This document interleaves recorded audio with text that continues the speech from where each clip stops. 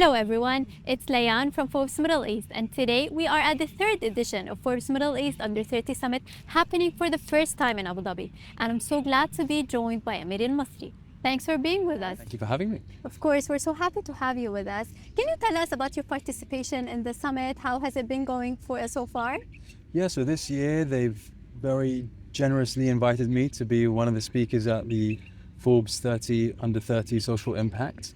It was great. I really loved it. You know, it's so nice to be able to have a discussion about, not only my work, but the work in general and the process and the challenges that come with, being an actor, here and, in Europe and in the West. So, yeah, I'm really glad that Forbes are shining a spotlight on and giving people a platform to really showcase their work. Absolutely. And you mentioned, the challenges that you might be facing here and globally as well, since you are a global actor, it's not just, in the region. So can you tell us a little bit more about these challenges, especially when you went outside and started acting outside of the region? Yeah, I mean, I always wanted to work in both. They definitely offer up different challenges and different rewards as well. I mean, I think first thing is over there, if you look different, you're immediately put into a certain box or category. And the challenge is, how do you get out of that box and use it to your advantage, but also be a varied actor and play different roles and, play different characters from different regions, or not necessarily be confined to something specific. One of the challenges that I had was they always assumed that when they saw my name and they saw my headshot, that I had an accent, that I had like a thick, Middle Eastern accent. So I would always be put up for those roles. But, over time, I had a lot of good mentors and people who, took a hunch and, said, okay, look, I want to see this person do something different. And it was until I met this casting director. She came to see me in a show. It was in my final year at drama school. And she asked me if I wanted to audition for this film with Jon Stewart. And I auditioned and I got the role. And then from then on, I started kind of getting out of that box and started being seen for other things. But it takes time. And I think the main thing is you have to be patient and understand that it's not a sprint. You got to walk before you climb.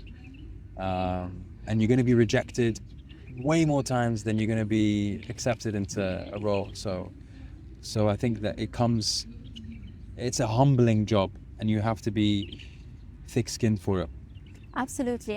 And you mentioned that, the industry regionally and globally both offer opportunities and challenges differently. So if you want to focus on the region here, on the industry in the region, can you tell us a little bit about the unique challenges that maybe young actors like you could face, and also the unique opportunities compared to globally?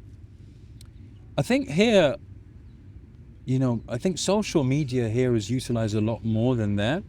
It's really good to be able to have your work online because people have easy access to it.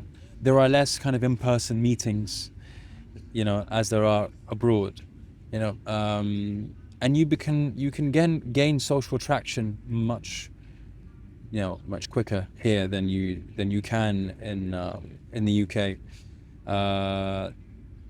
I would say that it's much easier to become to gain kind of more social traction and followers and fame here, but I don't see that's necessarily a good thing if you haven't got the body of work to show for it. So I would say my advice here would be, even when you do still get your first couple of jobs and go to different castings, never stop learning, go to different workshops.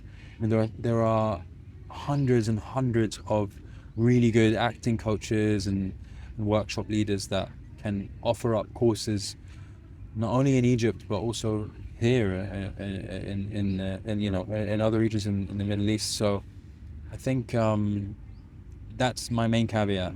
Definitely, the work never stops, even when you're not working. You're working when you're not working, if that makes sense. Yes, yes, I absolutely understand it. And if we want to focus on, I mean, yourself, can you tell us about, where do you see yourself in the future? Like, do you see yourself here globally, doing what exactly? Because to so many people, they see people who are not acting or not into the industry, they always question, this is not like a typical career. Where does it go later? So tell us, where do you envision yourself?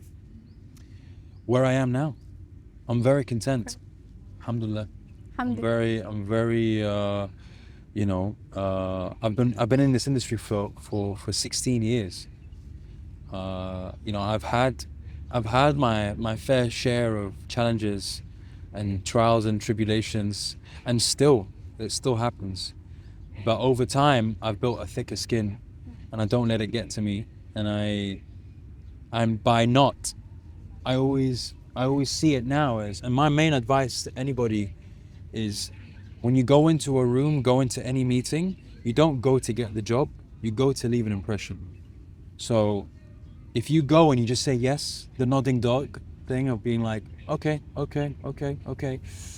you won't be remembered. However, if you actually do the work, you read the script, or you read about the company, you read about the work of, or you watch the material that the director's done before, or the production company, and you give your own 2 cents about the work itself, they will respect that a lot more. It might not be the same opinion they have, but they'll remember you. They'll be like, okay, you're not suited for this job, but I respect you. And maybe, who knows, 2 years down the line, that same person will come around and contact you. And it's happened to me. It's happened to me many times, where I've given a strong impression in a room. I didn't get the role for that.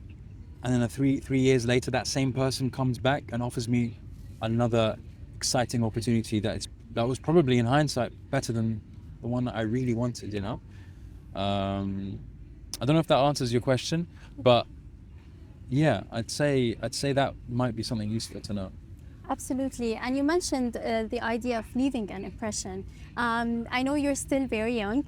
You still have a bright future in front of you. But there is a question that I usually ask to the young people that I host, which is, what legacy are you looking to leave?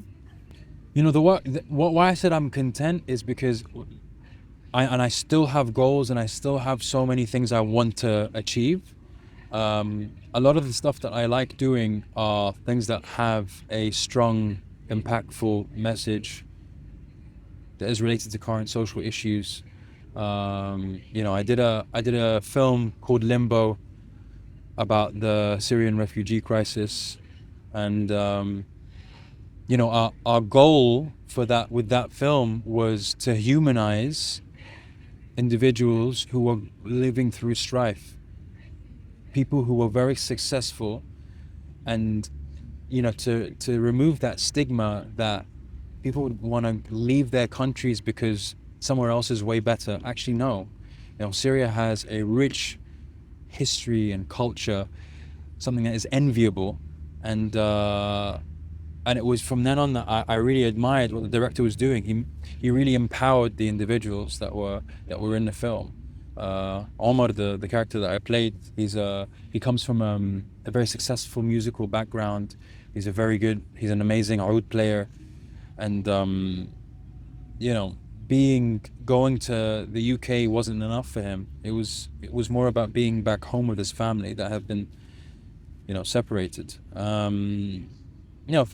Films like that for me mean a lot to me, and I feel like I am leaving, whatever small imprint it is, whatever small difference it makes, will change an opinion of someone that maybe had a hostile perception of refugees in general. I think that's important. Again, like this year, I did something, a show related to Palestine, and specifically those from Gaza.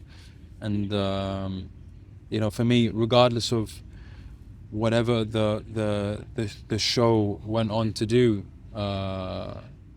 it at least at least educates people that might not be directly involved or educated about the subject matter. By now, everyone should know about. So there are, I was doing a film this year in Austria, and I was working with Austrian and German crew, and still they don't know. This was just in August, and to this day there are people that still think, oh, it's complicated. Oh, it's not complicated. And that's why the power of cinema and the power of this medium goes a long way. And that person, I told them to watch Ilya Suleiman films, and also this other film called 200 Meters. And they went and they saw I can't remember which film they saw, but they were like, okay, I get it now. And it's a very small win, but if you count all those small wins over time, it's going to make a big impact. Absolutely. And it's such a beautiful thing that, or a goal to have when you're trying to actually leave an impact. And my last question is that, what's one role that you still didn't do, but you actually are dreaming of doing? Oh my God. There's a lot. I'm very greedy. So there are a lot of things that I would love to do. There are, I've played this year, like, I love doing biopics. I don't know why, but I do. I like playing someone that's already existed in our time. This year I played Nasim Hamid. He's a very well-known boxer, very famous during the 90s in the UK. But to me, he was more than just a boxer. He's slightly akin to Muhammad Ali in that he represented a lot more. He's a Muslim boxer of Yemeni heritage who was British, and he lived in a community where people doubted his skill and doubted him because of his size and his look and where he came from. And he managed to go through all those barriers and succeed and become one of the biggest, most successful world champions. And he did that with all that load on his back and that stress. And I think it's these kind of people that really inspire me as well. He was one of my inspirations growing up. When I played Muhammad Al-Fayed as well, it was really nice to get into that character. I'm sure there are a lot of other biopics that are out there that I want to get my hands on. We'll see. Who knows? We look forward absolutely to your next roles. Thank you so much for being with us. Cheers. And for sharing a small part of your story. Thank you so much. Thank you.